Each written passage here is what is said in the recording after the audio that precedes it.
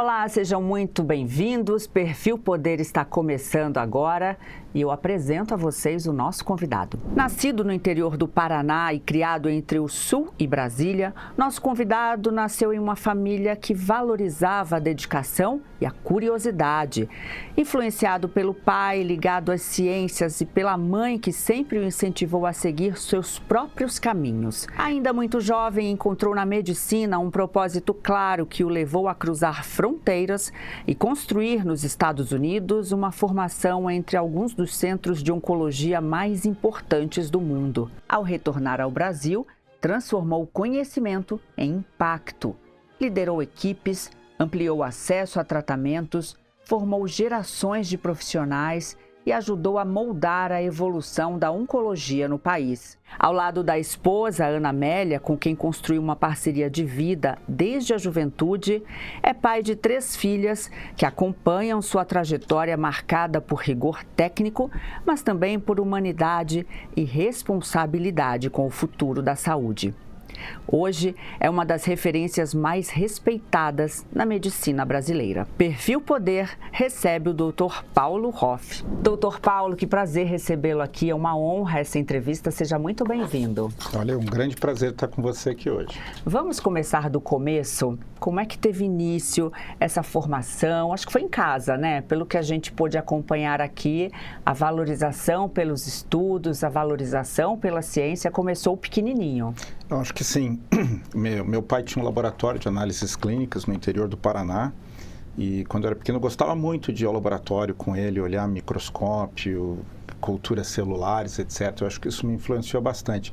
E na minha família nós sempre tivemos muito estímulo à leitura. A minha avó era uma escritora, escrevia livros, eu gostava muito de conversar com ela. Então, acho que eu tive bastante estímulo em casa, isso me ajudou bastante. Já pensou em seguir uma outra profissão, se não a medicina? Sei lá, quero ser cantor de rock, a vovozeirão, né? Fala alto e tal. Ué, nada tão emocionante assim, mas realmente eu não tinha aquela ideia de ser médico desde pequeno. Tem algumas pessoas que nascem médico, né?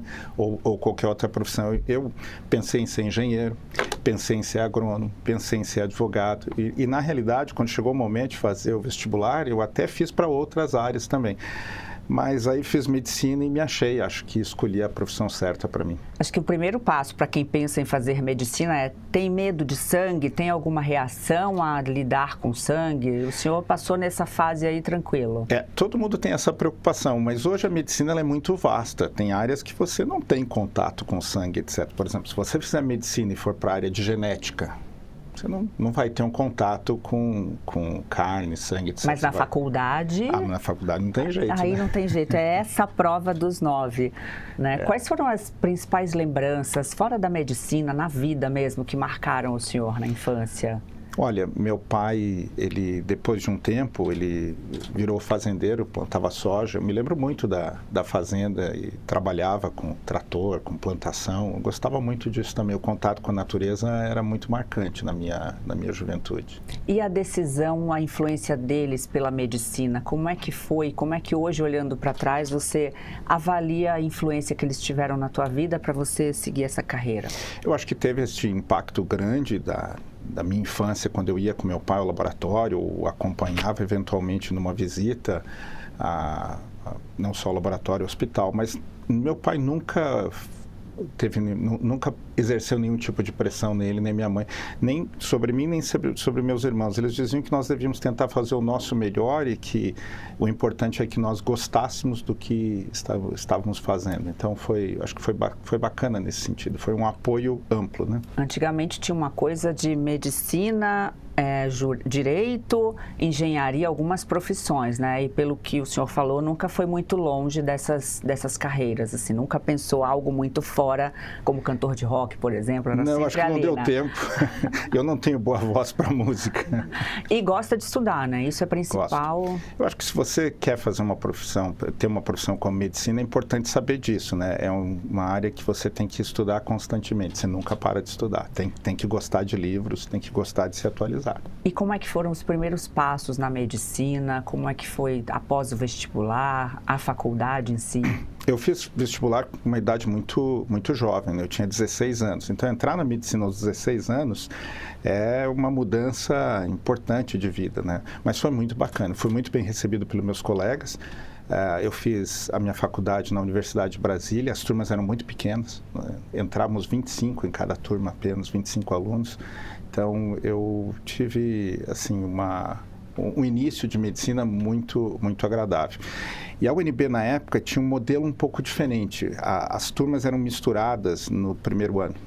Era um básico em que você fazia física, matemática, biologia com outros alunos de outras profissões também. Então, foi muito bacana.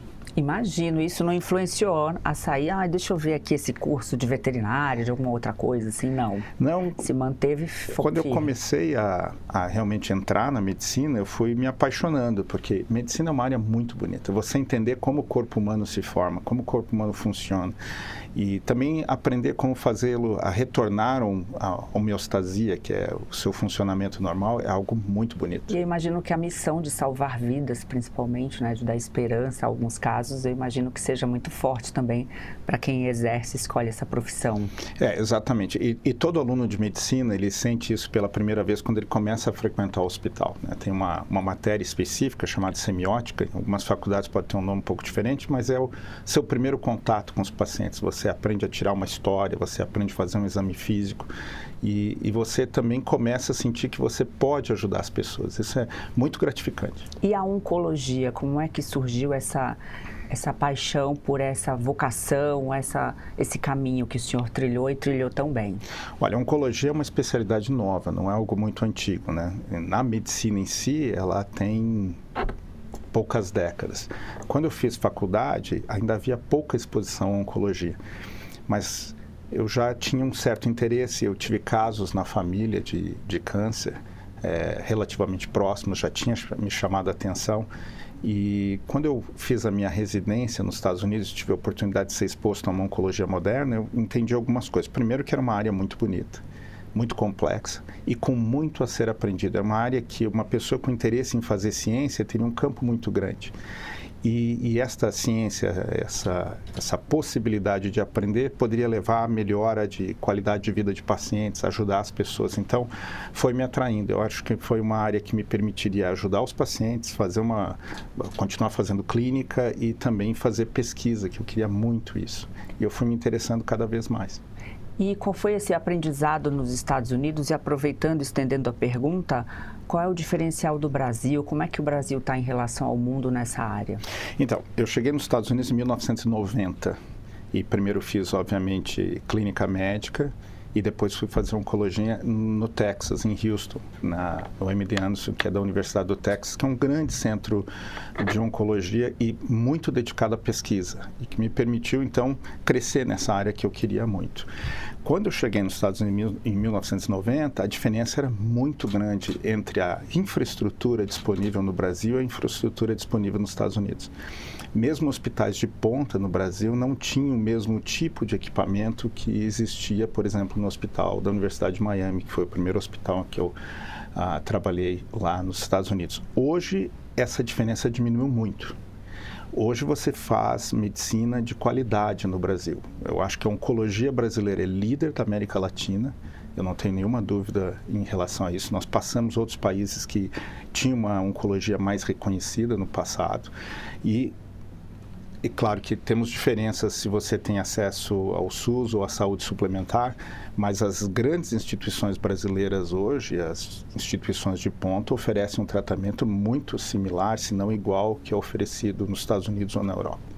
Doutor Paulo, agora teve algum momento mais desafiador na sua carreira, na sua trajetória, que o senhor queira contar pra gente? Eu tive vários momentos importantes na minha carreira. Eu mudei muito, né? Porque eu fiz a minha faculdade no Brasil, fui fazer meu treinamento fora, voltei. Então, é difícil de você singularizar um único momento, mas alguns eu acho que eu posso mencionar. Primeiro foi essa decisão, naquele momento, de tentar me aperfeiçoar e terminar minha formação nos Estados Unidos, e acabei ficando 16 anos nos Estados Unidos, né? Fiz o meu treinamento, depois virei professor da Universidade do Texas. Isso ajudou muito a minha formação, tanto a parte científica como gerencial. porque lá eu cheguei a cargos de direção nos departamentos, etc., e foi me ajudando a treinar liderança e gerência mesmo de estruturas. E quando eu voltei ao Brasil, eu poderia citar vários momentos, mas um que acho que é importante foi quando eu tive a oportunidade de ajudar a desenhar, projetar e implantar o Instituto do Câncer do Estado de São Paulo, que hoje é a maior instituição pública de tratamento de câncer da América Latina, né? Foi uma oportunidade única de colocar tudo aquilo que eu tinha treinado, tinha aprendido, a serviço do SUS, das pessoas que realmente precisam aqui. Então, foi um momento muito importante da minha carreira. E algum momento mais emocionante que o senhor viveu e queira dividir aqui com a gente? Olha, tem vários, mas o momento que deixa todo oncologista muito emocionado é o dia que você pode virar para um paciente e falar assim, olha, fizemos o seu tratamento, esperamos o tempo, normalmente 5 anos, e você está curado. Mas eu vou mencionar, quanto a isso, então, um momento que eu acho que foi particularmente relevante. Eu ainda estava nos Estados Unidos, estava começando minha carreira como professor, e um colega de Brasília, da faculdade, me ligou muito preocupado que a mãe havia sido diagnosticada com um câncer de intestino com metástase no fígado. E na época isso era considerado praticamente uma sentença de morte. É uma sentença de morte. Então, era. E nós estamos começando um novo protocolo, com novos medicamentos, e juntos nós conseguimos dar a essa senhora esse tratamento. Ela respondeu bem ao tratamento. Conseguimos montar um grupo e ela foi operada, inclusive por um colega, hoje colega da faculdade da Universidade de São Paulo, Paulo Herman, operou o fígado dela e ela está viva agora 20 anos depois.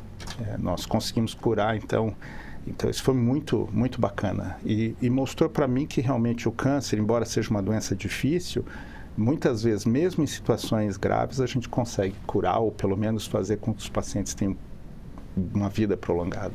É isso, não é, doutor? Ouvindo o senhor falar, a gente entende que talvez a palavra câncer não signifique mais uma sentença de morte, metástase. Quando a gente ouvia metástase, nossa, acabou. Qual foi a evolução até aqui para que isso fosse possível? E alguns passinhos antes, né? Existem formas de prevenção que a gente possa divulgar aqui, que o espaço é sempre válido, não é? Sim. Acho que isso é importantíssimo, né? Você tem a prevenção primária, que é tentar evitar que o câncer surja, e tem a prevenção secundária, que é detectá-lo precocemente. Então, hoje, a recomendação seria uma dieta saudável, evitar ou diminuir o consumo de alimentos ultraprocessados, uma atividade física regular. O sedentarismo é associado ao aumento do risco de câncer, a atividade física regular é protetora. As vacinas são importantes, né? Eu fico preocupado quando eu vejo o movimento anti-vax. As vacinas mudaram a história da humanidade e as vacinas, várias delas têm impacto inclusive no câncer. Por exemplo, vacina do HPV. Nós temos diversos tipos de câncer que a vacina do HPV nos ajudaria a prevenir. E ela é gratuita no SUS. É uma tragédia que todo mundo não esteja vacinado, né? Você pode evitar uma exposição solar naqueles momentos de pico. Aquela exposição solar que deixa a pele vermelha é perigosa, envelhece a pele e aumenta o risco de câncer. Então, ou evitar esse sol, usar um protetor solar eficiente nesse momento. Nós temos também a recomendação que as pessoas façam seus exames regularmente. As mulheres, a partir dos 18 anos ou a partir do momento que se tornam sexualmente ativas, têm que fazer o exame do Papa Nicolau. A partir dos 40 anos, a mamografia. Homens e mulheres, a partir dos 45 anos, prevenção do câncer de intestino. Os homens, a partir dos 40 ou 50 anos, prevenção do câncer de próstata. Então, uma série de medidas que nós podemos fazer para evitar o câncer. E aí vem, respondendo a sua pergunta, o que mudou? Nós entendemos que o câncer não é uma doença. Câncer é um conjunto de doenças que tem em comum o fato de surgir de uma modificação no DNA da célula que leva a um descontrole da sua proliferação, invasão, etc. E entendendo quais são os mecanismos que levam a essa alteração da célula, nós estamos hoje conseguindo individualizar o tratamento para cada tipo de câncer e o sucesso veio com isso. Nós estamos sendo mais eficientes, as pessoas estão vivendo mais, estamos curando mais pacientes, né? Hoje, nos Estados Unidos, se você tiver câncer, você tem 70% de chance de ser curado. É um número muito bom. Claro, você pode olhar pelo outro lado, ainda tem 30% das pessoas que vão falecer com essa doença. É um número enorme. Mas, poxa, avançamos bastante e continuamos avançando. Até que ponto tem a relevância da questão genética para o câncer e a questão dos hábitos, como o senhor falou, alimentação com muito produto industrializado, falta de exercício, sedentarismo, tabagismo? Qual o papel desses dois? Um pode complementar o outro, né?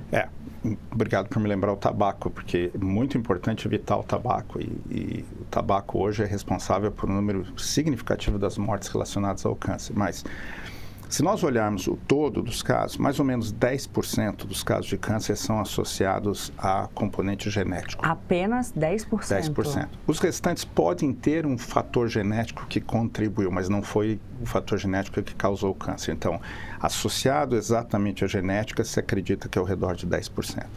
Do restante, a grande maioria são interações que acontecem com o meio ambiente ou exposição a produtos nocivos como o excesso de álcool. O tabaco é muito carcinogênico, temos que ter isso em mente, né? E tendo isso em mente, nós podemos começar a pensar, como você colocou, em prevenção, evitar o tabaco, evitar o excesso de álcool, evitar a obesidade, fazer exercício, assim por diante. Porque na era da desinformação, do excesso de informação, muitas vezes errônea, que bom que o senhor está aqui para deixar isso claro para a gente, né? O que é certo, o que funciona. A gente ouve ainda, nós como jornalistas ainda ouvimos pessoas que falam: minha avó fumou até os 90 anos e ficou ótima até 90 anos, não teve nada. Ou então, agora tudo dá câncer, não pode comer ovo, não pode tomar álcool, álcool faz bem, álcool faz mal. Uma série de informações que as pessoas pegam como regra e acabam levando para ver. Não vou ao médico porque quem procura acha. Essa eu já ouvi muito. O que o senhor tem a dizer, né, para quem ainda propaga esse tipo de informação? Eu acho que é muito bom a gente ter essa oportunidade para conversar com o ouvinte e tentar esclarecer um pouco disso, né? O mundo não é maniqueísta. Nós tentamos, e infelizmente a internet levou a isso, né, uma polarização, tudo é sim ou não. Hoje você tem, obviamente, nuances. Nem todo mundo que fuma vai ter câncer, mas se você fumar, você vai ter um risco muito maior de ter câncer do que quem não fuma. Não tem dúvida, isso estatisticamente comprovado. Agora, o percentual deste aumento de risco varia do tipo de exposição, né? Então, alguns tipos de alimentos podem até aumentar o risco de câncer mais um pouquinho. Cigarro não, cigarro aumenta muito o risco de câncer, né? É como exposição a amianto, né? Amianto e cigarro junto aumenta muito o risco de câncer, assim por diante. Não quer dizer que todo mundo que fume vai ter câncer. E essa é a dificuldade, às vezes, da gente entender, porque estatística populacional não é a mesma coisa que o indivíduo, né? Então, o fato da avó desta pessoa ter fumado 90 anos e não ter câncer, não quer dizer que outra pessoa vai fumar e não vai ter câncer. E o senhor, fora da vida profissional, o que faz? Quais são os hábitos que mantém?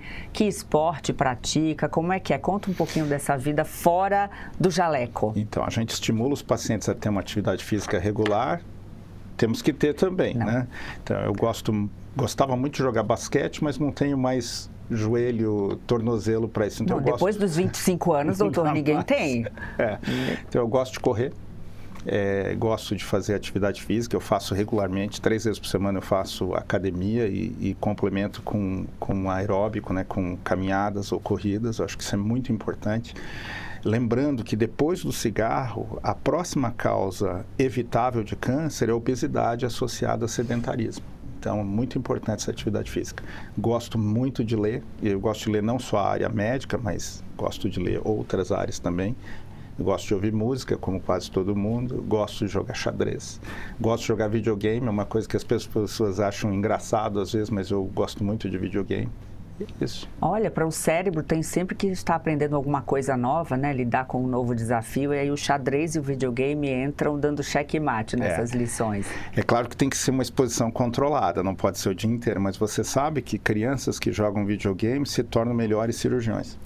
Olha, tá aí, você pai, você mãe que reclama com seu filho, agora o excesso, né? Brincadeiras à parte. Brincadeiras à parte pode ser bom, se for controlada a exposição pode ser bom. E como é que foi a família com essas mudanças que o senhor enfrentou, Estados Unidos, aí aqui no Brasil, a vida de médico é uma vida de dedicação e uma referência como o senhor na oncologia, eu imagino que a vida profissional ocupou boa parte do tempo. Como é que em casa, família, as 3 filhas? A minha esposa é médica, então acho que ela entende porque ela tem requerimentos similares, né? A família realmente sofre um pouco, né, em termos de tempo, mas nós tentamos, na medida do possível, ficarmos juntos todo o tempo que temos. Então, minhas filhas já estão grandes, mas elas vêm com os namorados, com o marido, ficam com a gente para jantar, almoço, viajamos juntos. Algumas seguiu a medicina? A mais velha é médica.